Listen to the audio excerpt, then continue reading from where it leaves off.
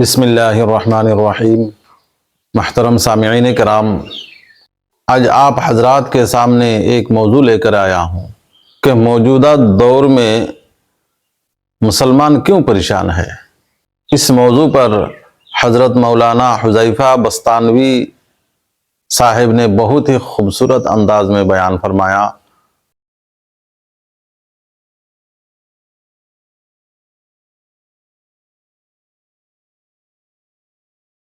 بسم اللہ الرحمن الرحیم، الحمد للہ رب العالمین والعاقبۃ للمتقین، والصلاة والسلام علی سید الانبیاء والمرسلین، سیدنا وحبیبنا وحبیب رب العالمین محمد وعلی آلہ واصحابہ ومن ہدى بہدیہ الی یوم الدین۔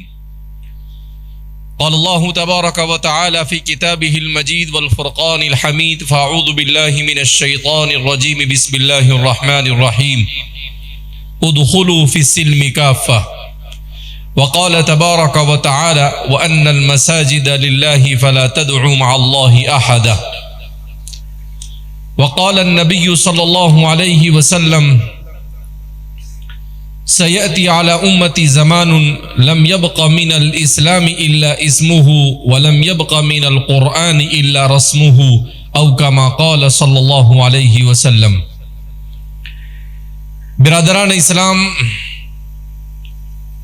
پلسی اور اس کے اطراف اور اکناف سے تعلق رکھنے والے نوجوانان ملت، پردانشین خواتین، مائیں اور بہنیں، اللہ رب العزت کا ہم جتنا بھی شکر ادا کرے کم ہے کہ اللہ رب العزت نے ہمیں ایمان اور اسلام جیسی عظیم نعمت عطا فرمائی۔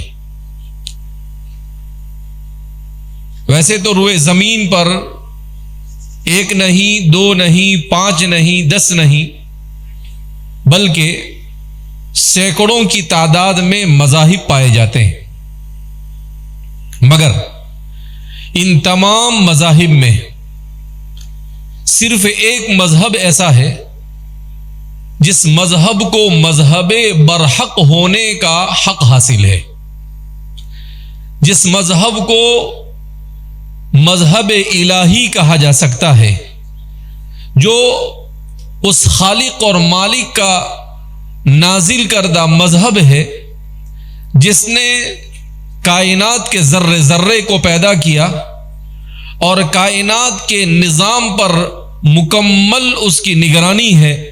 قرآن کریم میں اللہ رب العزت ارشاد فرماتے ہیں کہ اللہ رب العزت لا الہ الا هو الحی القیوم، لا الہ الا ہو، اللہ کے علاوہ کوئی معبود نہیں، کوئی 2 مانے وہ بھی نہیں، کوئی 4 مانے وہ بھی نہیں، کوئی یہ کہے کہ کوئی معبود نہیں ہے وہ بھی اس غلط ہے۔ اللہ رب العزت نے صاف اعلان کیا اللہ لا الہ الا ہو، اللہ کے علاوہ کوئی معبود نہیں، الحی القیوم، وہ اللہ جو ہمیشہ سے زندہ ہے اور ہمیشہ زندہ رہے گا، القیوم جو کائنات کے پورے نظام کو تھامے ہوئے ہیں، لا تأخذہ سینۃ ولا نوم، اسے نہ اونگ آتی ہے نہ نیند آتی ہے۔ ہمارے مفسرین نے بڑا عجیب فرق بیان کیا ہے، لا تأخذہ سینۃ ولا نوم، کہ اللہ رب العزت نے قرآن کریم میں 2 لفظ استعمال کیے کہ اللہ کو اونگ بھی نہیں آتی اور اللہ کو نیند بھی نہیں آتی۔ تو سوال پیدا ہوتا ہے کہ اونگ اور نیند میں کیا فرق ہے؟ تو فرماتے ہیں کہ جب انسان کو نیند آتی ہے تو نیند آنے سے پہلے جب وہ جھونکے مارتا ہے، ہلکی سی نیند ہوتی ہے، اس کو اونگ کہا جاتا ہے۔ جیسے آدمی مجلس میں بیٹھا ہے، عام طور پر جمعہ کے دن خطیب صاحب خطبہ دیتے رہتے ہیں اور ہماری پبلک سوتی رہتی ہے، تو اس کو اونگ کہتے ہیں۔ کیا کہتے ہیں اسے؟ اونگ۔ کیا مطلب؟ کہ خطیب صاحب خطبہ دے رہے اور ایک یوں سر مارتا ہے، دوسرا یوں سر مارتا ہے اور تیسرا پورا مراقبے میں سو جاتا ہے۔ ایسا لگتا ہے جیسے کہ اس پر سکینہ نازل ہو رہی ہے اور جنت کو وہاں بیٹھے بیٹھے مسجد میں سے وہ دیکھ رہا ہے۔ تو یہ جو کیفیت ہے اس کو اونگ کہا جاتا ہے، جس میں انسان گہرائی کے ساتھ نہیں سوتا۔ ایک مرتبہ ایک مسجد میں سفر کے دوران جانا ہوا تو جمعہ بالکل کھڑے ہونے کی تیاری تھی، تو ایک کونے میں جا کے ہم بھی جلدی سے بیٹھ گئے۔ دیکھا کہ خطیب صاحب خطبہ دے رہے ہیں اور ایک طرف سے کھراٹے کی آواز آ رہی ہے۔ میں نے کہا کہ ابھی تک تو مسجدوں میں اونگ ہوتی تھی، اب تو نیند بھی شروع ہو گئی۔ تو سونے سے پہلے انسان پر جو کیفیت طاری ہوتی ہے اس کیفیت کو اونگ کہا جاتا ہے۔ اللہ رب العزت فرماتے ہیں لا تأخذہ سینۃ ولا نوم، اللہ کو نہ اونگ آتی ہے نہ نیند آتی ہے۔ کیا مطلب؟ کہ نیند نہ ہلکی نہ گہری، کوئی نیند اللہ کو نہیں آتی۔ سوال پیدا ہوتا ہے اللہ کو کیوں نیند نہیں آتی ہے؟ اس لیے کہ نیند یہ اللہ کی نعمت ہے، اور نیند کی مخلوق کو ضرورت ہے، خالق کو ضرورت نہیں ہے۔ نیند کیوں آتی ہے؟ نیند دو میں سے کسی ایک وجہ سے آتی ہے۔ یا تو نیند آتی ہے پیٹ بھر جانے کے بعد، یا نیند آتی ہے انسان کے بدن کے تھک جانے کے بعد۔ جب انسان بہت تھک جاتا ہے تو تھکنے کے بعد انسان پر کون سی کیفیت طاری ہوتی ہے؟ جب کیپیسٹی سے باہر بیٹری ڈاؤن ہو جاتی ہے تو پھر انسان کو نیند آنا کیا ہو جاتی ہے؟ شروع ہو جاتی ہے۔ اسی لیے اللہ کے رسول صلی اللہ علیہ وسلم جس دین اور شریعت کو لے کر آئے وہ دین اور شریعت میں انسان کی مکمل رعایت کی گئی۔ اللہ کے رسول صلی اللہ علیہ وسلم کی سنتوں میں سے ایک سنت ہے قیلولہ۔ معلوم ہے نا آپ کو کس کو کہتے ہیں قیلولہ؟ دوپہر میں کھانا کھانے کے بعد 15-20 منٹ آدمی سو جائے، اسے قیلولہ کہا جاتا ہے۔ آج کی سائنس نے اس پر ریسرچ کیا کہ قیلولہ کیا ہے اور قیلولہ انسان کے لیے ضروری ہے یا نہیں، اور قیلولہ کرنے سے انسان کی باڈی پر کیا اثرات مرتب ہوتے ہیں۔ تو فرماتے ہیں کہ قیلولہ یہ انسان کے لیے ضروری ہے۔ کیوں؟ اس لیے کہ ہماری شریعت رسول اللہ صلی اللہ علیہ وسلم جس دین کو لے کر آئے اس دین میں فجر کی نماز کے لیے اٹھنا ہے۔ اس دین میں 10، 9 اور 11 بجے تک سونے کا تصور نہیں ہے جیسا کہ آج ہماری امت سوتی ہے۔ اللہ کے رسول صلی اللہ علیہ وسلم نے ارشاد فرمایا اللہم بارک لی امتی فی بکورہم، اے اللہ میری امت کے صبح کے وقت میں برکت عطا فرما۔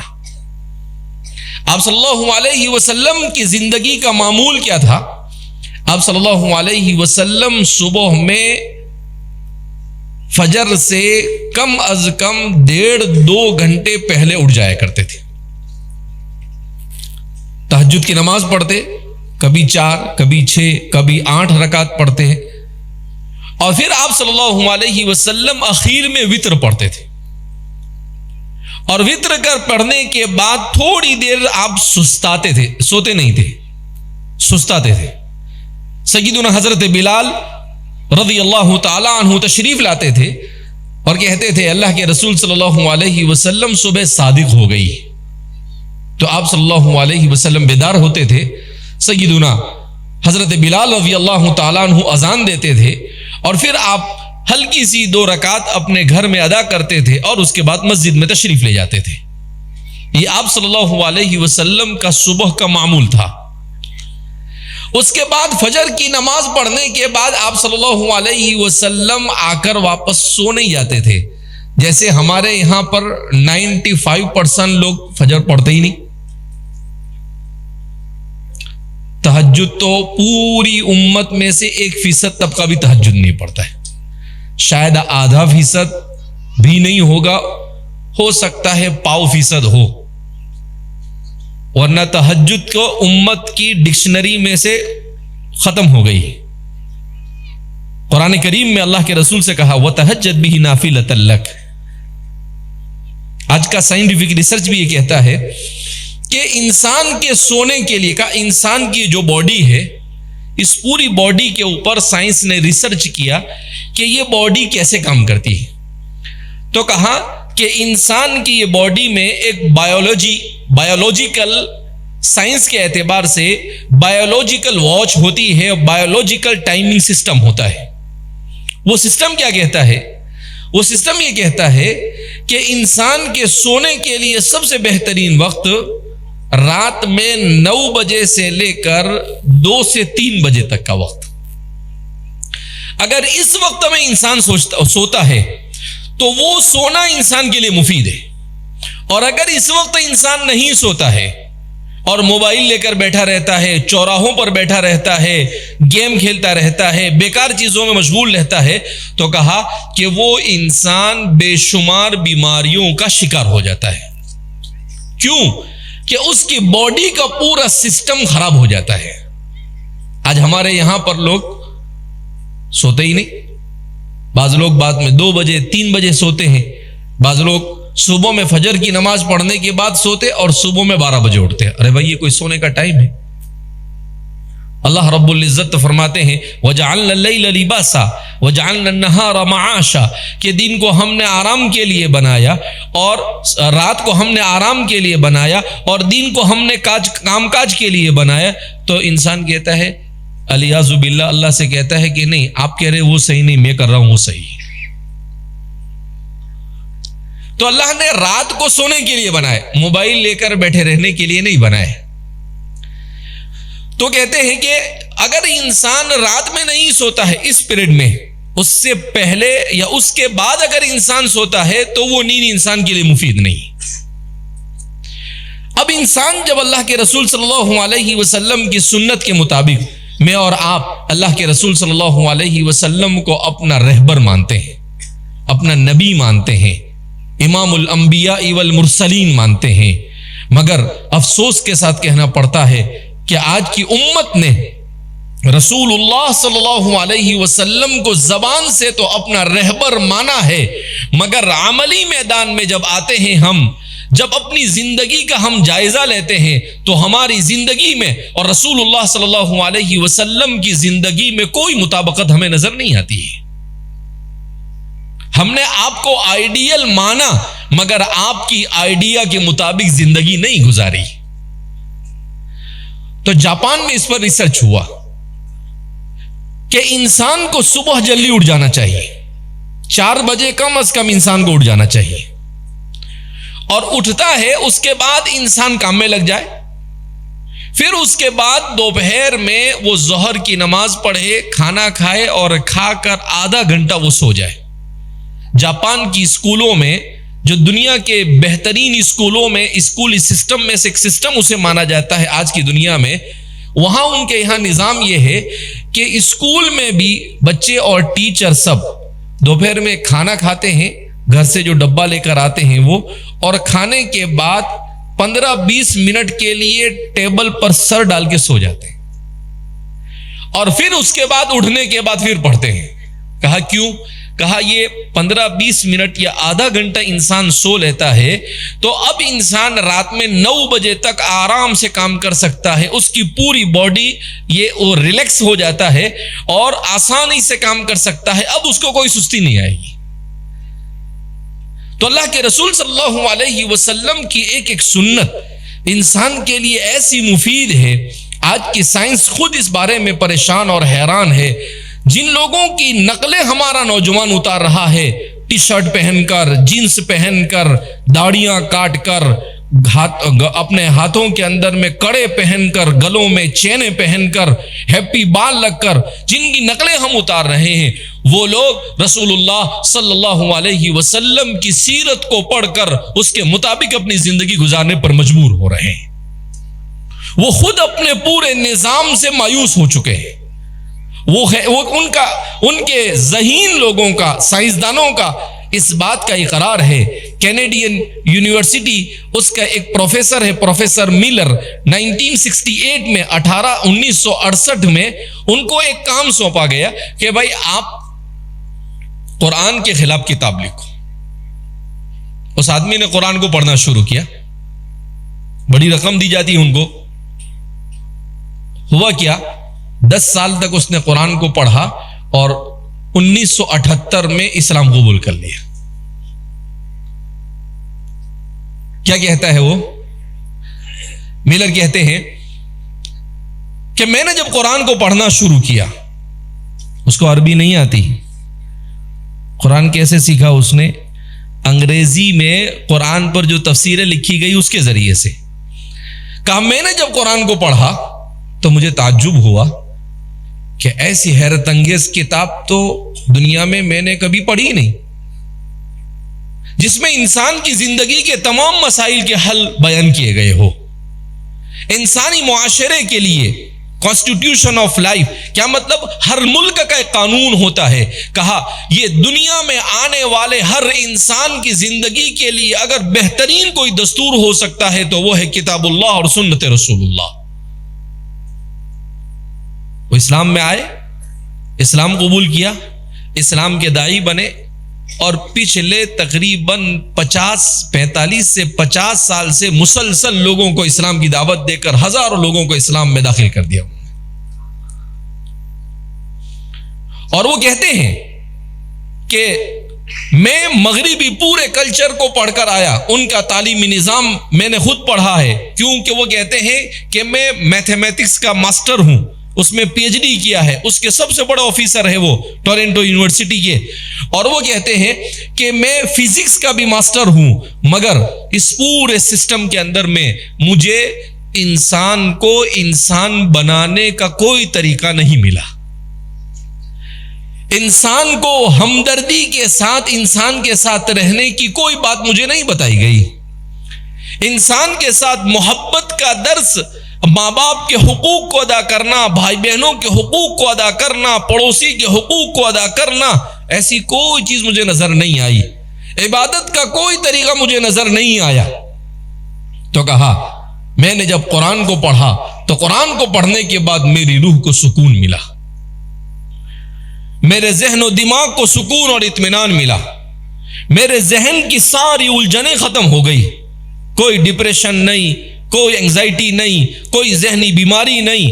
تو فرماتے ہیں کہ میں نے کہا کہ انسان کے لیے پرسکون اگر زندگی چاہیے دنیا میں تو اسلام کے علاوہ اور قرآن اور اللہ کے رسول کی سنت کے علاوہ اور کوئی راستہ اس کے لیے نہیں ہے. وَشَهِدَ شَاهِدٌ مِّنْ أَهْلِهَا.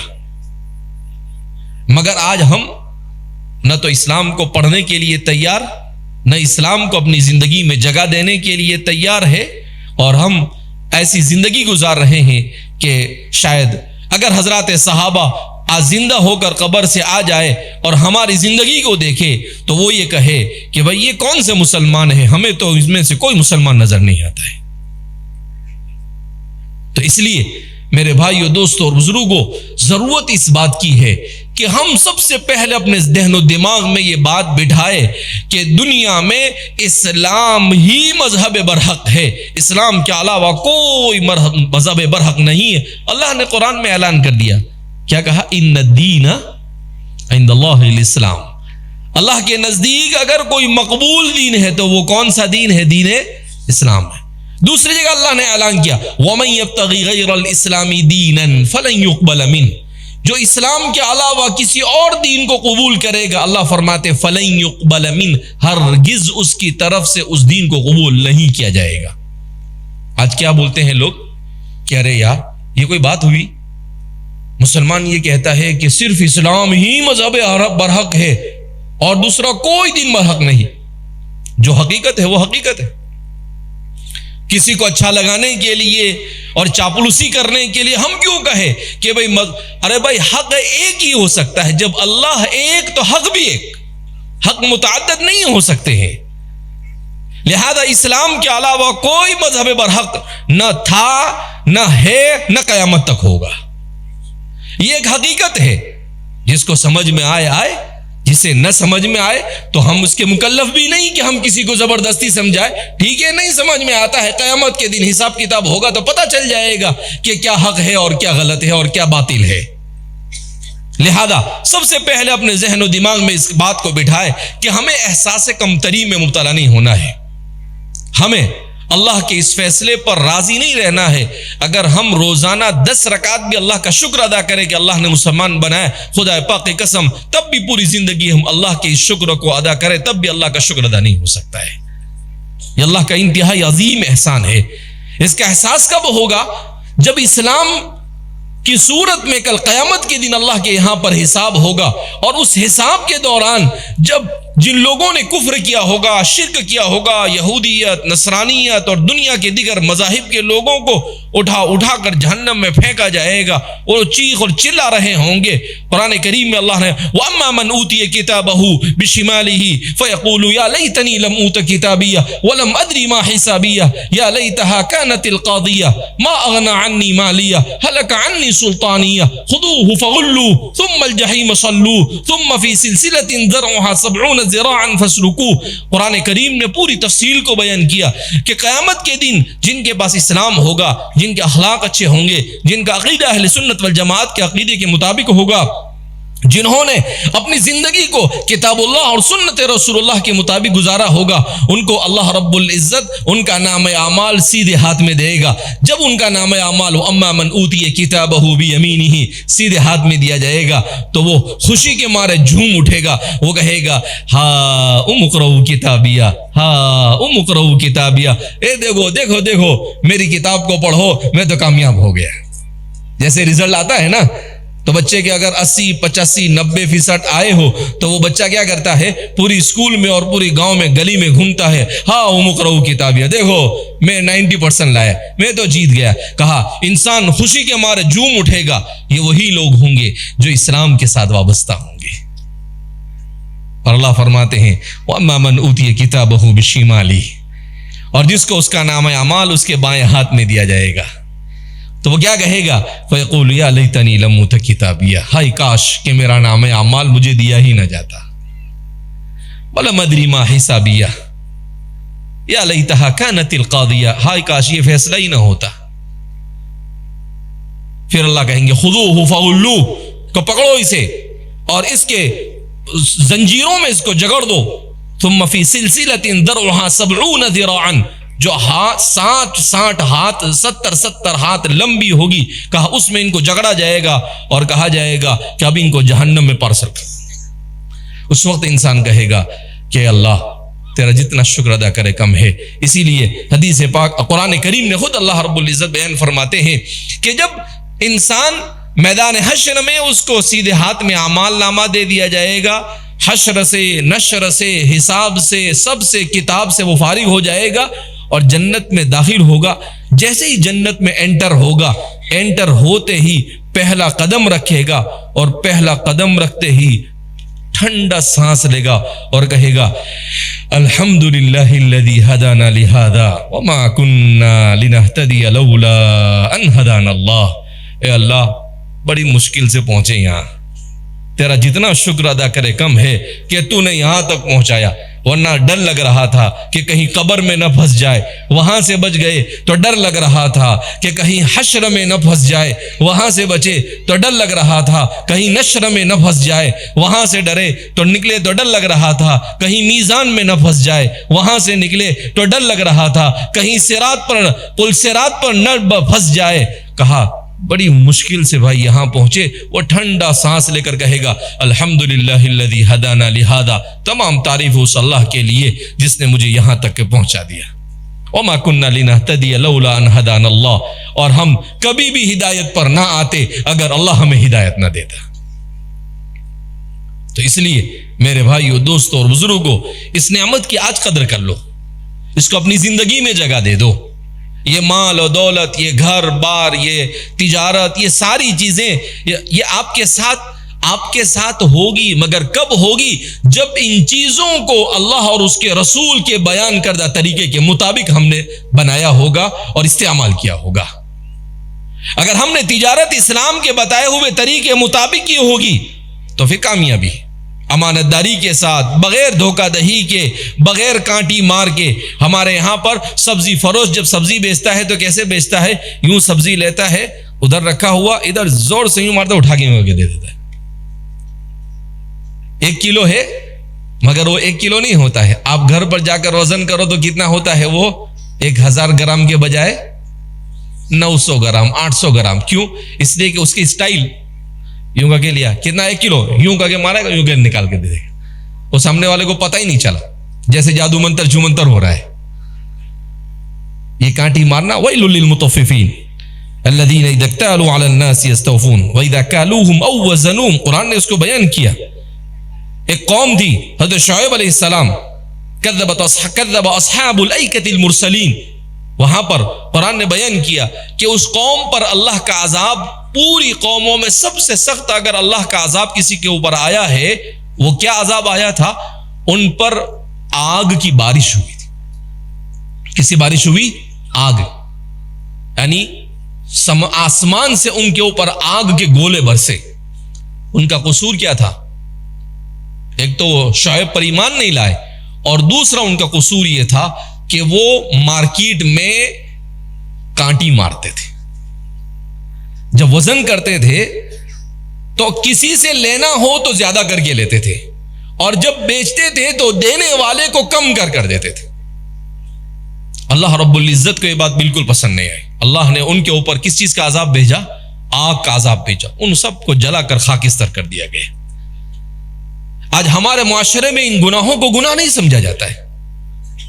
लिहाजा इस बिना पर जब तक कि इंसान के ज़हन और दिमाग में आखिरत का तस्वुर नहीं होता, देखो मैं और आप जिस दीन के साथ वाबस्ता है, इस दीन के साथ जिंदगी गुजारने में दुनिया और आखिरत की कामयाबी है, और इस दीन के बगैर जिंदगी गुजारने में दुनिया और आखिरत का खसारा है। खसीरत दुनिया वल आखिरा, न दुनिया में कामयाबी न आखिरत की कामयाबी। लिहाजा हम खुद भी अपने ईमान और इस्लाम की फिक्र करें, अपनी नस्लों की ईमान और इस्लाम की फिक्र करें, अपने बच्चों के ईमान और इस्लाम की फिक्र करें, अपनी औरतों के इस्लाम और ईमान की फिक्र करें। सब कुछ लुट सकता है, अगर नहीं लुट सकता तो मेरा और आपका ईमान और इस्लाम नहीं लुटना चाहिए। ये कब्र तक मेरे और आपके साथ आना चाहिए, और उसके लिए मेहनत और जद्दोजहद करनी पड़ती है। उसके लिए सब्र और तहम्मुल से काम लेना पड़ता है, उसके लिए कुर्बानियां देनी पड़ती है। हज़रत सुमैया रज़ी अल्लाह तआला अन्हा, अल्लाहु अकबर, इस्लाम की सबसे पहली शहीदा, एक औरत जिसको इस्लाम के खातिर अबू जहल ने शहीद कर दिया। हमारे मुअर्रिखीन में बाज़ मुअर्रिखीन ने लिखा है कि अबू जहल बड़ा ज़हीन और फतीन और होशियार था, मगर अल्लाह ने उसे इस्लाम से महरूम रखा। इसलिए महरूम रखा कि उस जालिम ने बड़ी बेदर्दी के तहत हज़रत सुमैया को शहीद कर दिया था। उस वाक़े को पढ़ो तो इंसान के बदन के रोंगटे खड़े हो जाते हैं। ऐसा जालिम और ऐसा मलऊन इंसान था वो। हज़रत सुमैया को कैसे मारा? उनके एक पांव में रस्सी बांधी, दूसरे पांव में रस्सी बांधकर एक को ऊंट को उधर भगा दिया और एक ऊंट को उधर भगा दिया, और कहा कि अभी भी अगर तुम मोहम्मद के दीन को छोड़कर, इस्लाम को छोड़कर हमारी तरफ आ जाओगे तो हम छोड़ देंगे। हज़रत सुमैया ने कहा, जान तो जा सकती है मगर मोहम्मद का दामन नहीं छूट सकता है। ऐसा ईमान था। और आज हमारी बेटियां, तरबियत नहीं हमारे घरों में, दुनिया के खातिर, छोटी छोटी दौलत के खातिर गैरों के साथ भाग रही है। क्या वजह है? इसलिए कि हमने उनको ईमान और इस्लाम की अहमियत ही नहीं समझाई। दीन क्या है वही हमने नहीं बताया। क्यों? इसलिए कि बाप है वो दौलत कमाने में लगा हुआ है, और मां है वो भी कोई काम पे जा रही है तो कोई खेत में जा रही है, मगर ये नहीं देख रहे हैं कि ईमान के बाद अगर सबसे अजीम कोई दौलत है तो वो औलाद है, और उस औलाद की तालीम और तरबियत की हम कोई फिक्र नहीं करते। न दीन सिखाते हैं, न दुनिया सिखाते हैं, न खुदा मीरा, न विसाल सनम, न इधर के रहे न उधर के रहे, तो ये औलाद ये हमारे हाथ से निकल जाती है। तो जो दीन से हमारे मुआशरा दूर हो रहा है, उसमें सबसे पहला अगर कोई जिम्मेदार है तो वो माँ बाप है। दूसरे नंबर पर अगर कोई जिम्मेदार है तो मुआशरे के वो लोग जो अपने आप को सोशल वर्कर और अपने आप को जिम्मेदार समझते हैं, पुडारी जिसको कहते हैं, अपने आप को ऐसा समझते हैं कि पूरे मुआशरे पर उनका एक्का चले, वो भी कल क़यामत के दिन उनको भी जवाब देना पड़ेगा। जब काफिरों को जहन्नम में उठा उठा कर फेंका जाएगा तो جن لوگوں نے سرداروں کی باتیں سنی ہوگی وہ کیا کہیں گے کہ اے اللہ ان کو ڈبل عذاب دو، اس لیے کہ ان کی وجہ سے ہم بگڑے۔ 8ویں پارے میں سورہ صاد میں اللہ رب العزت نے بیان کیا ہے کہ یہ ہمارے بڑے ہیں، کبراؤنا۔ تو اللہ کہیں گے ٹھیک ہے، انہوں نے بولا تم کو عقل نہیں دی تھی، تمہارا دماغ کدھر تھا، تم نے بھی چاپلوسی کی، چلو کہا کہ ان کو نے تم ساتھ میں رہو گے۔ تو اس لیے انسان کو سوچنا چاہیے کسی کی بات ماننے سے پہلے کی تو اس لیے ہمیں سب کو فکر کرنی ہے۔ آج جو کچھ ہو رہا ہے اس کا ہم بھی ذمہ دار، علماء بھی ذمہ دار، ماں باپ بھی ذمہ دار، ہمارے معاشرے میں ہر ایک ذمہ دار ہے۔ کیوں کہ ہم نے دین کو سیکھنے سکھانے کی کوئی فکر نہیں کی۔ ہم نے فکر کی میرا اچھا گھر بن جائے، ہم نے فکر کی میرا بچہ SSC ہو جاوے، HSC ہو جاوے، مگر یہ فکر نہیں کی کہ میرے بچے کو قرآن پڑھنا نہیں آتا ہے، اس کو قرآن پڑھنا سکھاؤں۔ میرے بچے کو اسلام کا عقیدہ نہیں معلوم ہے، میں اس کو اسلام کا عقیدہ سکھاؤں۔ مجھے خود نہیں معلوم ہے، میں ایک تاجر ہوں تو ایک مسلمان کو کیسا تاجر ہونا چاہیے۔ حضرات صحابہ، تابعین، ان کے بعد کے زمانے کے تاجر کیسے ہوتے تھے؟ ایک ایک مسلمان تاجر ایک ملک میں جاتا تھا، امانت داری اور دیانت داری کے ساتھ ایسی تجارت اور بزنس کرتا تھا کہ پورا ملک اسلام میں داخل ہو جاتا تھا۔ اس وقت دنیا میں سب سے بڑا مسلمانوں کا ملک ہے انڈونیشیا، جہاں پر تقریباً 25 سے 26 کروڑ مسلمان ہیں۔ آپ کو تعجب ہوگا، وہ پورا 26 کروڑ لوگ آج وہاں پر پائے جاتے ہیں، وہاں پر ایک بھی جنگ مسلمانوں نے نہیں لڑی۔ مسلمان تاجر وہاں پر گئے، ان کے اخلاق سے متاثر ہو کر وہ اسلام میں داخل ہوئے، اور آج مسلمانوں کا سب سے بڑا ملک مانا جاتا ہے۔ ایسے اخلاق ہوتے تھے، اور آج ہمارا نام لے کے لوگ ڈرتے ہیں۔ ہمارا گھر بنانے والا، ہمارا پلاٹ بیچنے والا، فلیٹ بیچنے والا، جس کو دیکھو کبھی کوئی کسی کے پیسے لے کے بھاگ جاتا ہے، کوئی کبھی کسی کو دھوکہ دے رہا ہے۔ یہ سب کو سننا چاہیے کہ قیامت کے دن اللہ کے سامنے ایک ایک کوڑی اور ایک ایک منٹ کا اور ایک ایک پیسے کا حساب دینا پڑے گا۔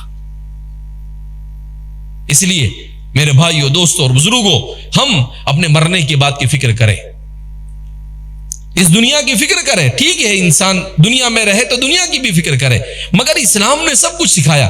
ہمارے والد صاحب نور اللہ مرقدہ وہ فرمایا کرتے تھے، مسلمان تجارت کرے، مسلمان تعلیم بھی حاصل کرے، تجارت ضرور کرنا چاہیے مگر اسلام کے بتائے ہوئے طریقے کے مطابق۔ آج ہماری عورتوں کا کیا حال ہے؟ بچت گھر میں ہماری عورتیں کتنی مبتلا ہے۔ کون سے اسلام نے اس کی اجازت دی ہے؟ کیا آپ سود کے اوپر لوگوں کے پاس سے پیسے لے رہے ہیں؟ اسلام میں اس کی کبھی اجازت نہیں دی۔ کیا ضرورت ہے؟ اللہ آپ کو 2 ٹائم کا کھانا روکھا سوکھا کھلا دے رہا ہے، آپ کا گھر ہے کچا پکا۔ ہماری عورتیں 20-25-50 ہزار روپے لیتی ہے اور پھر اس کو نہیں دے پاتی ہے تو کیسی کیسی خرافات میں مبتلا ہوتی ہے۔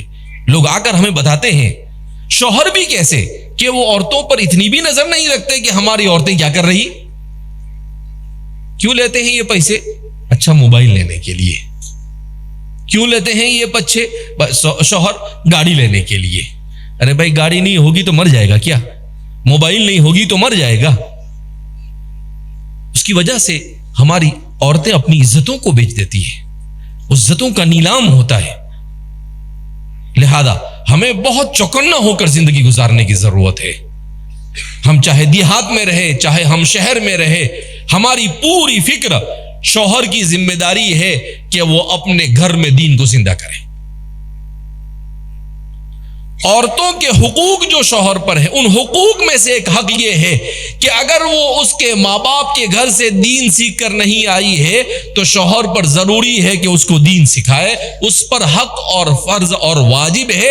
اگر اس نے نہیں سکھایا تو کل قیامت کے دن شوہر کو اس کا جواب دینا پڑے گا۔ نہ شوہر دین سیکھتا ہے، نہ عورت کو دین سیکھنے کی پڑی ہے، سب کو ایک ہی پڑی ہے۔ ہماری عورتیں گھروں میں بیٹھ کر رات کو سیریل دیکھتی ہیں، عجیب عجیب قسم کے سیریل لوگ ہم کو کہانیاں سناتے رہتے ہیں کہ پڑوسی ملک کے سیریل سب سے زیادہ ہماری عورتیں دیکھتی ہیں. شوہر بھی رات میں بستر پر وہ بھی موبائل لے کے بیٹھا ہے, بچے بھی موبائل لے کے بیٹھے ہیں, ہم سب موبائل کے حوالے. خدا کی قسم یہ ہیڈ فون نہیں ہے, یہ ہیل فون ہے, جہنم میں لے جانے والا فون بن چکا ہے. اس کو اسمارٹ فون کہتے ہیں. اسمارٹ کا مطلب ہوشیار. تو فون تو اسمارٹ ہے مگر فون کو استعمال کرنے والا یہ بے وقوف ہے. ہم اس کو کیسے استعمال کر, ہمارا ہر طبقہ اس میں ملوث. جس کو دیکھو, اچھے اچھے لوگوں کو, کبھی ڈاکٹر کو دیکھو تو کیا کر رہا ہے, گیم کھیل رہا ہے. اکاؤنٹنٹ کو دیکھو تو کیا کر رہا ہے, ریلز دیکھ رہا ہے. مولانا لوگوں کو دیکھو تو کیا کر رہے ہیں, کرکٹ دیکھ رہے ہیں. ہم سبھی مبتلا ہے, ایسا نہیں ہے, کوئی بخشا ہوا نہیں ہے. نوجوانوں کو دیکھو تو کیا دیکھ رہے ہیں, کوئی ٹک ٹاک میں لگا ہوا ہے, کوئی گانوں میں لگا ہوا ہے. یہ کہاں سے ہم نے اپنا پورا وقت, ایک سروے کہتا ہے کہ 80% لوگ دنیا میں موبائل کو دن میں 4 سے 7 گھنٹے استعمال کرتے ہیں. اگر یہی وقت اگر ہم کام میں استعمال کریں تو آج کہاں سے کہاں پہنچ جائے. آپ کو تعجب ہوگا, آج سے 15-20 سال پہلے جب موبائل نہیں تھا, گھروں کے اندر میں ٹی ویاں ہوا کرتی تھی. اس زمانے میں ہمارے ایک دوست کہتے ہیں کہ ہم برطانیہ گئے تو ایک علاقے میں گئے جہاں پر یہودی رہتے تھے. جب وہاں گئے تو ہم نے دیکھا کہ بڑا علاقہ ہے لیکن ایک بھی گھر پر ٹی وی کا اینٹینا نہیں, کچھ نہیں. تو ایک یہودی کو پکڑ کر ہم نے اس سے کہا کہ بھئی یہاں پر لوگ ٹی وی نہیں دیکھتے ہیں کیا؟ تو اس نے کیا جواب دیا معلوم؟ ہم نے لوگوں کے گھروں پہ ٹی وی ڈال کر لوگوں کو بیہودہ چیزوں میں مشغول کر دیا, مگر ہم اپنے گھروں میں ٹی ویاں نہیں رکھتے ہیں. ہم نئی نئی چیزوں کو ایجاد کرنے کے لیے اپنے آپ کو اور اپنے بچوں کے ذہن کو تیار کر رہے ہیں. تو آج فلسطین کی جو صورتحال ہے کہ 22 لاکھ انسانوں کی جان خطرے میں ہے اور پوری دنیا خاموش تماشائی بنی ہوئی ہے. یہ کیوں ہو رہا ہے؟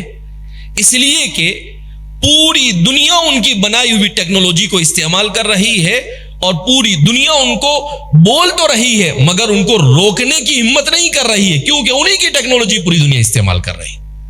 ابھی کچھ دنوں پہلے یہ نالائق ملعون ظالم جابر, اللہ رب العزت اس کو بدترین موت سے دوچار کرے, نیتنیاہو, وہ کہتا ہے, ایسا کہتا ہے مجلس میں, کہا یہ موبائل ہے نا, کہاں, کہا کس کے پاس ہے؟ سب کہتے ہیں کہ ہمارے پاس, سب کے پاس ہے. کہا یہ کس نے بنایا؟ کہا ہم نے بنایا. کہا ہم نے سب کو اس موبائل کے اندر میں مبتلا کر دیا اور ہم اپنا کام برابر کر رہے ہیں. تو آج ہمیں سوچنا چاہیے کہ ہم کہاں پر کھڑے ہیں. ہم میں سے ہر ایک اپنا محاسبہ کرے. ہم کیا ہے, وہ کیا کر رہا ہے, یہ کیا کر رہا ہے, مگر یہ نہیں دیکھ رہے ہیں کہ میں کیا کر رہا ہوں. اگر ہر آدمی اپنے بارے میں سوچنے لگے, ہر آدمی اپنے گھر کی فکر کرنے لگ جائے تو یہ دنیا گل گلزار بن جائے. مگر ہم دوسروں کو کرٹیسائز کرنے, دوسروں کے ساتھ حسد کرنے, دوسروں کی ٹانگ کھینچنے, دوسروں کی غیبت کرنے, دوسروں کی برائی کرنے سے ہم کو فرصت نہیں, اور اپنے عیوب کے اوپر ہماری کبھی نظر نہیں جاتی. اس لیے ہمیں تعلیم سے لگنا ہوگا. اللہ کے رسول صلی اللہ علیہ وسلم جس دین کو لے کر آئے وہ دین کیا ہے؟ اللہ اکبر. اس پورے دین میں آج میں ایک مضمون پڑھ رہا تھا, عجیب مضمون پڑھا میں نے. اس مضمون کے اندر میں لکھا تھا کہ دنیا میں اگر ٹائم مینجمنٹ 24 گھنٹے کیسے گزارنا, یہ اگر کسی کو صحیح معنی میں سیکھنا ہے, ایک کون کہہ رہا ہے, انگریز کہہ رہا ہے, اگر صحیح معنی میں کسی کو سیکھنا ہے تو وہ محمد رسول اللہ صلی اللہ علیہ وسلم کی سیرت کا مطالعہ کرے.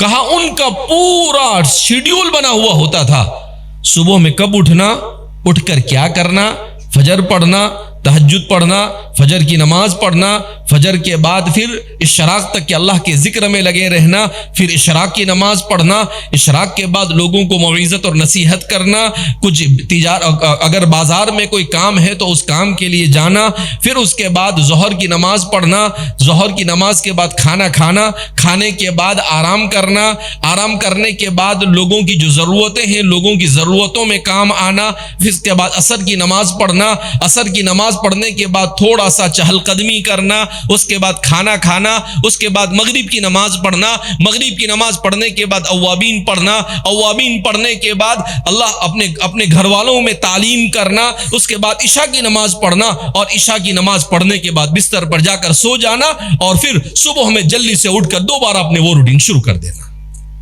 کہا یہ تھا محمد رسول اللہ۔ کہا اس زمانے میں کوئی گھڑی نہیں تھی، نہ ڈیجیٹل گھڑی تھی، نہ کانٹے والی گھڑی تھی، نہ بڑی دیوال والی گھڑی تھی، کوئی گھڑی نہیں تھی، مگر جس زمانے میں گھڑی کا نام و نشان نہیں تھا اس زمانے میں ایسا ٹائم مینجمنٹ محمد رسول اللہ صلی اللہ علیہ وسلم نے کر بتایا کہ انسانی تاریخ میں آپ کے جیسا ٹائم مینجمنٹ کرنے والا دنیا میں کبھی پیدا ہی نہیں ہوا ہے۔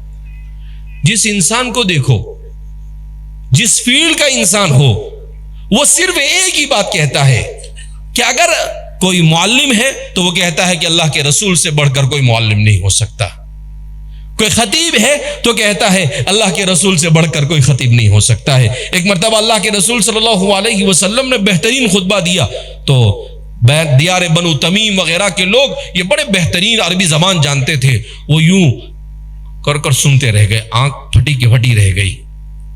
تو اللہ کے رسول صلی اللہ علیہ وسلم سمجھ گئے کہ بہت محظوظ ہو رہے ہیں۔ اللہ کے رسول صلی اللہ علیہ وسلم نے کہا ربانی ربی، میرے اللہ نے میری پرورش کی ہے، ربی تو فی بنی سعدین، میں بنی سعد کے اندر میں تربیت پایا گیا ہوں۔ تو جس میدان میں دیکھو، کہا خدا پاک کی قسم کائنات میں صرف ایک ہی ہستی ایسی ہے جو زندگی کے ہر فیلڈ میں آپ کی رہنمائی کرے گی، اور صرف بول کر نہیں، اللہ کے رسول صلی اللہ علیہ وسلم نے اپنی زندگی میں ہر چیز کر بتائی۔ آپ سے بہترین کوئی حکمران نہیں ہو سکتا ہے۔ جس انصاف کے ساتھ آپ نے حکمرانی کی ہے، خدا پاک کی قسم روئے زمین پر آپ سے بہتر کوئی حکمراں پیدا نہیں ہوا۔ حالانکہ آپ اپنے آپ کو فقیر کہتے تھے، مگر آپ دنیا کے حکمرانوں میں سب سے بہترین حکمران تھے۔ آپ امی تھے، کسی مدرسہ، کسی اسکول، کسی یونیورسٹی، کسی کالج میں نہیں گئے، مگر دنیا کے سب سے بہترین پروفیسر، دنیا کے سب سے بہترین ٹیچر، دنیا کے سب سے بہترین لیڈر۔ آپ نے کوئی MBA نہیں کیا، مگر آپ سے بہتر دنیا کے اندر میں کوئی لیڈر پیدا نہیں ہوا۔ فوج کے میدان میں جاؤ، آپ سے بڑا جنرل کوئی پیدا نہیں ہوا۔ آپ مارکیٹ میں چلے جاؤ، آپ سے بڑا اکنامسٹ کوئی پیدا نہیں ہوا۔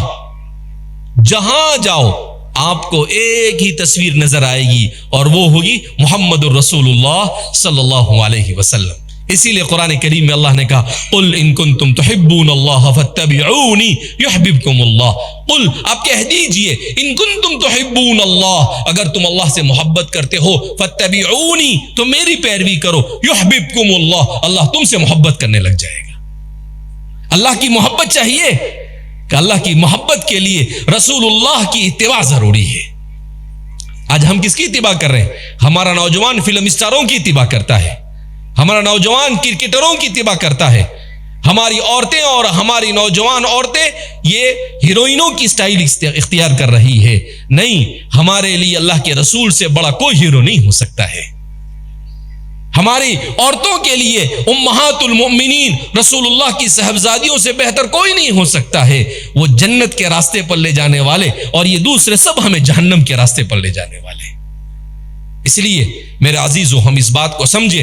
ایک مضمون میں نے پڑھا تو اس میں بتایا کہ محمد الرسول اللہ صلی اللہ علیہ وسلم نے نماز کی بڑی اہمیت بیان کی، مسجد کی بڑی اہمیت بیان کی۔ آخری بات کہہ کر اپنی بات کو ختم کرنے جا رہا ہوں میں، تو کہا کہ ہم نے اس پر غور کیا کہ آخر یہ کیا ہے، تو کہا کہ نماز کو تو ہم نے ایسا پایا جیسے یہ ہر مرض کی دوا ہے۔ ہم جس نماز کو صرف روٹین سمجھتے ہیں کہ فجر میں 2 رکعت پڑھی نہیں پڑھی، آدھی نیند میں آدھی نئی نیند میں، اور چلے گئے، نہیں، کہا ہم نے جب اس نماز کا جائزہ لیا تو ہم نے یہ دیکھا کہ اگر آپ نماز کو پڑھتے ہیں تو آپ وقت کی پابندی کرنے والے انسان بنیں گے. ہر چیز کو ٹائم ٹیبل کے ساتھ آپ کریں گے, کیونکہ حضور نے بتایا کہ فجر اس وقت ہوگی, ظہر اس وقت ہوگی, عصر اس وقت ہوگی, تو آپ کو ٹائم مینجمنٹ سکھایا. کہا آپ جب نماز کو رسول اللہ کی سنت کے مطابق پڑھو گے تو آپ گویا کہ بہترین ورزش, نماز سے اچھی کوئی ورزش نہیں دنیا کے اندر میں, لیکن نماز رسول اللہ کی سنت کے مطابق ہونی چاہیے. ابھی ریسنٹ میں ایک تحقیق آئی کہ اللہ کے رسول فرماتے ہیں کہ نماز کی روح سجدہ ہے. کہا جو لوگ نماز پابندی کے ساتھ پڑھتے ہیں ان لوگوں کو کبھی بھی دماغ کا کینسر نہیں ہو سکتا ہے. کہا کیوں؟ کہا اس لیے کہ دن میں 10-20 مرتبہ انسان کو ایسی پوزیشن میں جانا چاہیے جس پوزیشن میں انسان کے دل سے جو خون نکلتا ہے وہ خون اس کے دماغ تک آنا چاہیے, اور وہ رکوع اور سجدے کی حالت میں ہوتا ہے. کہا اگر 10-20 مرتبہ ایسا ہو جاتا ہے تو اس کو کبھی بھی دماغ کی کوئی بیماری مبتلا نہیں ہوگا. وہ کہا دنیا میں سب سے کم اگر دماغی مریضوں کو دیکھا گیا کسی مذہب میں تو وہ اسلام میں دیکھا گیا. بہت کم نماز پڑھ کے بھی یہ حال ہے, تو اگر ہم نماز پڑھنا شروع کر دیں تو کیا حال ہوگا. کہا نماز کو اگر سنت کے مطابق پڑھا جاوے تو انسان کو دل کی بیماری بھی نہیں ہوتی ہے, انسان کو صحیح طریقے سے نماز پڑھی جائے تو انسان کو ہڈی کی بیماری بھی نہیں ہوتی ہے, انسان کو مسل کی بیماری بھی نہیں ہوتی ہے. مگر ہماری نماز کیسی ہوتی ہے؟ کنقرۃ الغراب, کوا چونچ مارتا ہے ویسا, ٹن ٹن ٹن ٹن. کیسی نماز؟ ارے مولانا صاحب تراوی بولے 15 منٹ میں تو 20 رکعت پڑھا کے بعد, ارے وہ بات کرتے رمضان میں چوراہے پر کھانا سب سے زیادہ ہمارا مسلمان رمضان میں کھانا کھاتا, جبکہ رمضان کھانے کے لیے نہیں, رمضان عبادت کے لیے. مگر مسلمان کی زندگی کا جائزہ لو تو سب سے زیادہ کھائے گا بھی رمضان میں اور سب سے زیادہ سوئے گا بھی رمضان میں, رات میں بھی سوئے گا اور فجر کے بعد بولے روزہ ہے. اب یہاں تک کھایا سحری میں, ڈکار آتی ہے تو باہر نکلتا اس کو واپس اندر لے جاتا, بولے بڑی مشکل سے کھایا نا, باہر کیوں آیا تو, چل جا اندر واپس. اب جب یہاں تک کھائے گا تو ظاہر سی بات ہے کہ آنے والی ہے, نیند آنے والی ہے. اب فجر کی نماز تو نیند میں پڑھتے ہیں. فجر بولے مولانا ٹائم چالو ہوتے اذان, اور اذان کے بعد فوراً یہ دیر مت کرو, بولے بہت نیند آتی ہے. ایسا لگتا ہے جیسے حضرت نے پوری رات عبادت میں گزار دیا ہو, جبکہ تہجد رمضان میں ہو کے بھی تہجد نہیں پڑھتے. اور پھر فجر کے بعد جو سوئے گا 10 بجے 12 بجے اور رکامہ ہوگا تو ظہر میں اٹھائیں گے تو اور بڑا رکامہ ہوگا تو عصر میں اٹھے گا سیدھا. ایک آدمی مجھے بولنے لگا کہ میں تو مولانا فجر کے بعد سوتا ہوں تو سیدھا 4 بجے اٹھتا ہوں. تو میں نے بولا تیرے بابا کا قاعدہ ہے. بولے کیوں؟ بولا ظہر کون پڑھے گا؟ تیرا باپ پڑھے گا. تو بولے اٹھ کے پڑھ لیتے نا. میں نے کہا اللہ اکبر. ارے کوئی یہ یعنی انسان کو اللہ نے اس لیے بنایا ہے کہ ہم سو کر کھا کر گھوم کر پھر کر ایسی زندگی گزار دے. ایسا بول انسان یوں ترک سودا کہ انسان یہ سمجھتا ہے کہ وہ ایسے ہی چھوڑ دیا جائے گا. کہا نہیں, یہ دماغ میں سے نکال دینا, ایک ایک منٹ کا, ایک ایک لقمے کا, ایک ایک چیز کا اللہ کو حساب دینا پڑے گا. ام المومنین عائشہ صدیقہ فرماتی ہے, کیا فرماتی ہے؟ من نوقش فقد عذب. جس کو اللہ نے قیامت کے دن یہ پوچھ لیا بھائی ہم نے پانی دیا تھا, پانی پیا نا؟ بولے ہاؤ. کیوں؟ ہمارے پانی کا حساب دو. کہا خدا کی قسم اللہ نے ایک سوال کر لیا تو سمجھ جانے کا کہ اس آدمی کے لیے جہنم پکی ہو گئی. اللہ کے ایک سوال کا جواب نہیں دے سکتے. اللہ کی رحمت بچ گئے تو بچ گئے, اور پھنس گئے تو کوئی نکال سکتا نہیں. ان بطش ربک لشدید, تیرے پروردگار کی پکڑ بڑی سخت ہے. جو اللہ کی گرفت میں آیا دنیا کی کوئی طاقت نہیں چھوڑا سکتا. فرعون کے پاس دولت تھی نا, بہت دولت تھی. حضرت سونے کے پلنگ پہ سوتے تھے, سونے کے برتن میں کھاتے تھے. کھاتا تھا, کھاتے تھے کیوں بھائی؟ وہ اپنا کون سا رشتہ دار لگتا ہے؟ سونے کے برتن میں کھاتا تھا, سونے کے چپل پہنتا تھا, اور کیا بولتا تھا؟ کرسی پہ بیٹھنے کے بعد انا ربکم الاعلی, میں تمہارا سب سے بڑا رب ہوں. اللہ نے کہا ٹھہر جا, تیرے کو سبق سکھاتا ہوں. ڈینگے زیادہ مارتا ہے نا تو. اللہ نے کہا حضرت موسیٰ علیہ السلام سے تم بنی اسرائیل کو لے کے نکلو, دیکھو یہ پیچھے آتا ہے. ان ہؤلاء لشرذمۃ قلیلون وانہم لنا لغائظون وإنا تو کیا کہتا ہے کہ اچھا موسیٰ علیہ السلام نکل گئے رات میں. صبح میں جب اٹھا تو اس کو پتا چلا کہ موسیٰ علیہ السلام تو بنی اسرائیل کو لے کر نکل گئے. اب بنی اسرائیل ان کے گھروں میں, ان کے کھیتوں میں کام کرتے تھے, تو کام کرنے والا کوئی باقی نہیں رہا. تو کہا کہ یہ تو اپنی سیٹھ والی زندگی کیا ہو جائے گی, خود سب کام خود کرنا پڑے گا. تو پریشان ہو گئے, کہا کہ پکڑو ان کو. حضرت تو اپنے بہترین گھوڑے کے اوپر بالکل پورے اپنے جوش و جذبے کے اور تیش کے ساتھ آئے.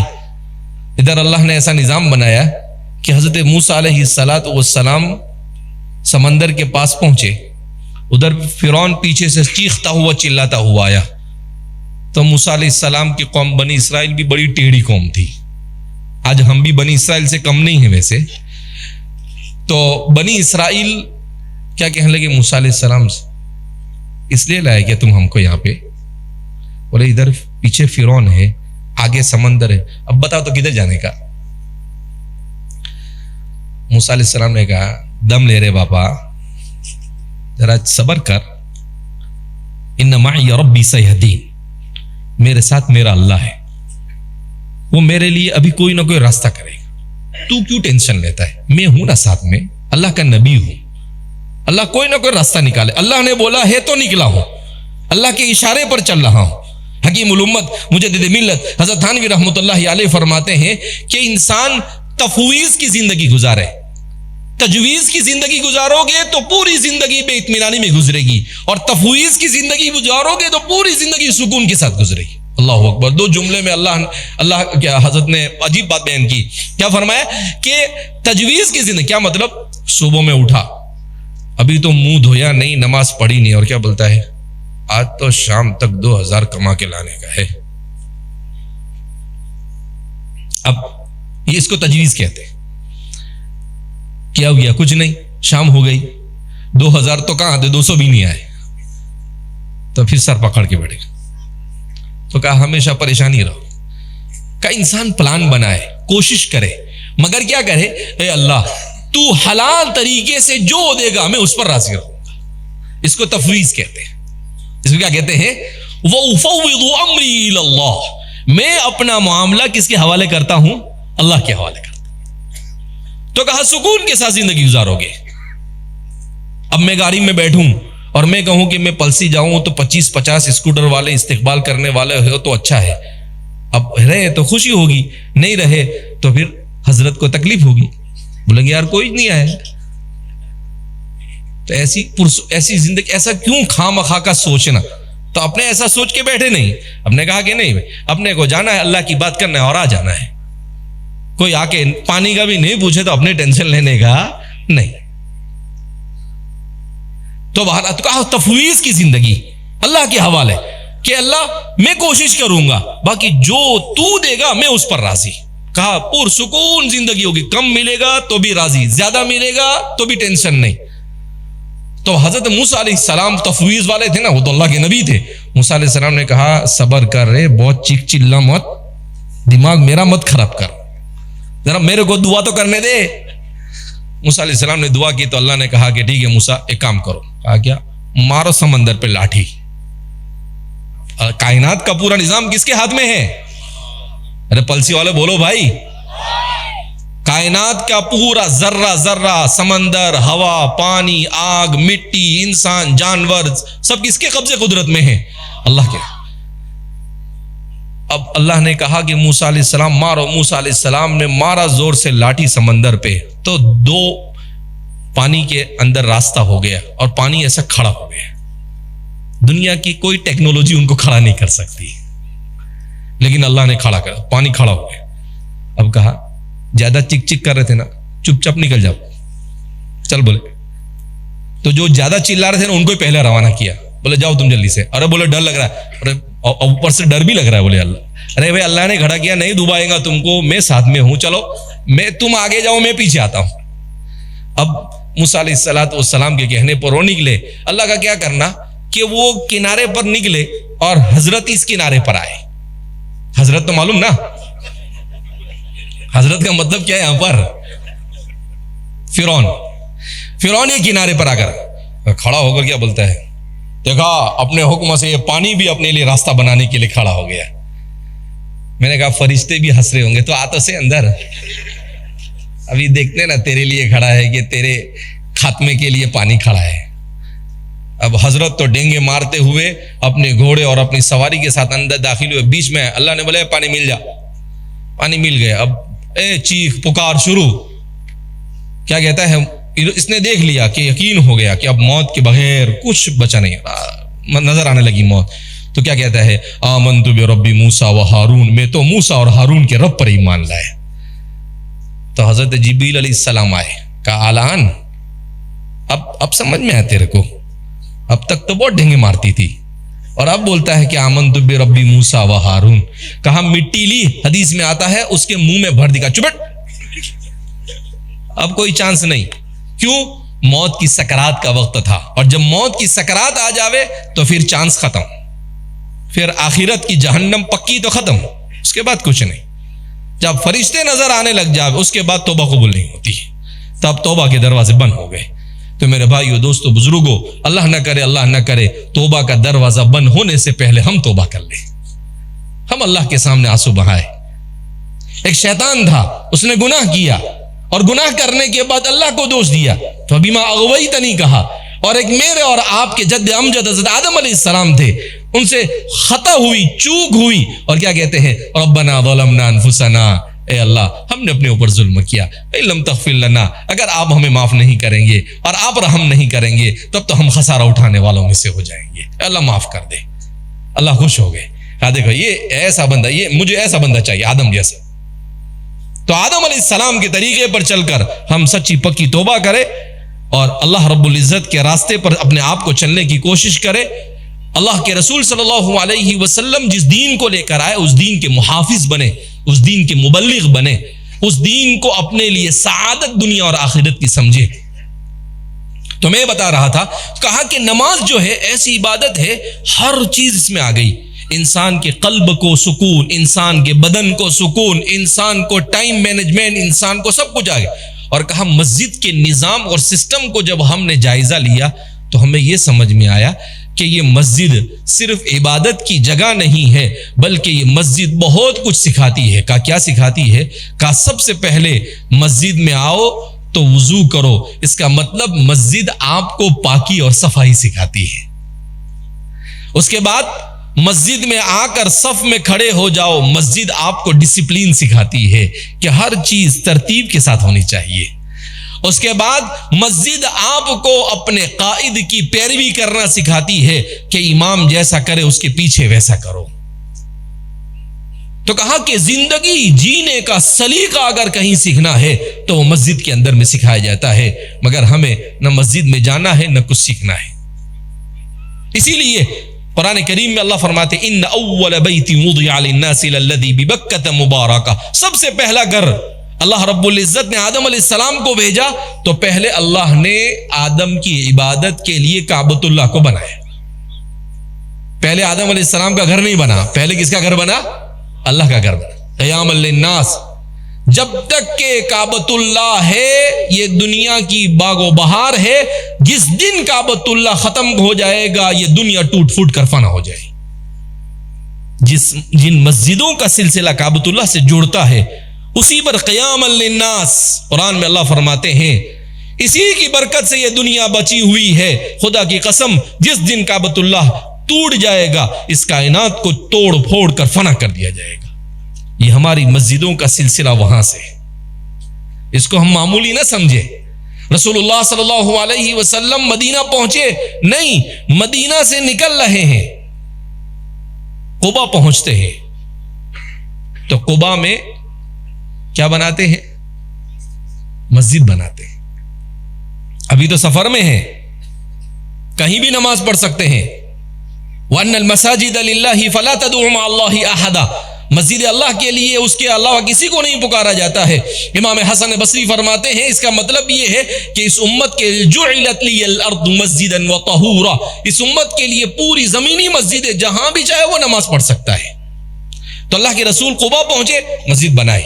تھوڑا آگے چلے, جمعہ کا دن آیا, جمعہ کی مسجد جمعہ بنائی. اور پھر مدینہ پہنچے تو مدینہ پہنچ کر سب سے پہلے اللہ کے رسول صلی اللہ علیہ وسلم نے اپنا گھر نہیں بنایا, بلکہ سب سے پہلے اللہ کا گھر مسجد نبوی بنائے. کیوں؟ ہمارے دین کا بقا مسجد کے ساتھ وابستہ ہے. اسی لیے اللہ کے رسول صلی اللہ علیہ وسلم نے ارشاد فرمایا, کیا فرمایا کہ من بنا مسجدا بنا اللہ لہ بیتا فی الجنہ. کہا دنیا میں گھر بنانا بہت مشکل ہے, 10 لاکھ 5 لاکھ 7 لاکھ کا گھر بنتا ہے, اتنے جمع کرو تو گھر بنے, نہیں تو کرائے کے گھر میں رہنا پڑتا ہے. کہا یہاں پر بیٹھے بیٹھے جنت میں گھر بنانا ہے تو آسان ہے. کہا کیسے؟ من بنا مسجدا بنا اللہ لہ بیتا فی الجنہ, جو دنیا میں اللہ کا گھر مسجد بنائے گا اللہ اس کے لیے جنت میں گھر بنائے. اب آپ کہیں کہ مسجد تو اور بھی مہنگی بنتی مول صاحب, ہمارا اپنا گھر نہیں ہے اور ہم سے مسجد بنوا رہے. حضور کو بھی معلوم تھا کہ میری امت بڑی شانی ہے, تو اللہ کے رسول صلی اللہ علیہ وسلم نے آسان راستہ بتایا. حضور نے کہا کہ اگر کوئی مسجد چڑیا کے گھونسلے کے برابر بھی مسجد بنائے گا تو اس کے لیے بھی اللہ جنت میں کیا بنائے گا؟ گھر بنائے گا. تو صحابہ پریشان ہو گئے کہ ارے بھائی چڑیا جا کے نماز پڑھے گی کیا؟ نماز تو اپنے اوپر ہے, ہم ہی نہیں پڑھ رہے, چڑیا کہاں جا کے پڑھے گی؟ وہ تو پڑھ ہی رہی ہے. وَإِن مِّن شَيْءٍ إِلَّا يُسَبِّحُ بِحَمْدِهِ, قرآن میں اللہ فرماتے ہیں پوری روئے زمین پر کوئی چیز ایسی نہیں جو اللہ کی تسبیح اور اللہ کی تحمید بیان نہ کر رہی, سب اللہ کے ذکر میں لگے ہوئے. یہاں تک کہ روایتوں میں ہے کہ ہم لکڑی کی بنی ہوئی چیز پر بیٹھتے ہیں, وہ جو چرچر کرتی ہے وہ اللہ کا ذکر کرتی ہے. تو فرماتے ہیں کہ ہمارے محدثین فرماتے ہیں کہ اس کا مطلب یہ ہے کہ ایک آدمی کی حیثیت اتنی تھی کہ وہ مسجد بنانے میں ایک مصلے کے 6,000 روپے دے سکتا تھا. تو اگر وہ 6,000 روپے بھی دے دے گا تو اللہ اس کے لیے جنت میں پورا گھر بنائے. بڑا سستا سودا ہے بھائی. دنیا کے گھر کا سودا بڑا مہنگا ہے, لیکن جنت کا سودا بڑا مہنگا, آسان سستا ہے. 1,000 روپے بھی دیا کسی نے, آپ کی حیثیت 1,000 روپے کی تھی, آپ نے 1,000 دے دیا, اللہ اس پر آپ کو جنت میں گھر دے گا. اس لیے میرے بھائیوں, دوستوں اور بزرگوں, بہرحال ہم دین کی نسبت پر آپ یہاں پر اتنے پرجوش انداز میں جمع ہوئے. اللہ رب العزت نے مجھے ٹوٹا پھوٹا کچھ کہنے کی توفیق مرحمت فرمائی. ہم نے جو کچھ سنا اس پر عمل کے ارادے اور نیت سے جائے. ہماری عورتوں کے اوپر دین کی محنت بہت ضروری. ہماری عورتیں خود اپنے آپ کو دین پر لانے کی کوشش کریں, اپنے گھروں کے اندر میں تعلیم کریں. ہمارے ہر مسلمان کے گھر میں 10 منٹ, چاہے عالم ہو, چاہے جماعت کا ساتھی ہو, چاہے جماعت کا ساتھی نہ ہو, مگر 10 منٹ کسی نہ کسی کی دینی کتاب کی تعلیم ہونی چاہیے. انشاءاللہ ہم لوگ کتاب تیار کر رہے ہیں, ہمارے بزرگوں کی کتابوں میں سے چیزوں کو منتخب کر کہ ایک مسلمان کے گھر میں 365 دن میں تعلیم کے لیے 10 منٹ کی تعلیم کریں گے. انشاءاللہ ایسی کوشش کی جا رہی ہے, اس کو پورا عقائد کا نظام سمجھا دیا جائے, اس کو اسلام کے ضروری احکام بتا دیے جائے, اس کو اسلام کا اخلاقی نظام, اس کو حقوق, ساری چیزیں ایک ہی جگہ پر جمع کہ بھائی 10 منٹ آپ تعلیم کرو, انشاءاللہ آپ کے گھر کے اندر میں دین زندہ ہو جائے گا انشاءاللہ. ہمارے بزرگوں نے تو اس کے لیے بڑے محنتیں اور کام کیے. حضرت تھانوی رحمۃ اللہ علیہ نے اصلاحی نصاب بنائے, انہی چیزوں کو ہم سامنے رکھ کر ایک مختصر سا نصاب تیار کرنے کی کوشش کر رہے ہیں. تو اپنے گھروں میں عورتوں, ہم نماز پڑھ لیتے ہیں, جماعت میں چلے گئے, مسجد میں بیان سن لیا, مگر ہماری عورتوں پر ہم توجہ نہیں دیتے.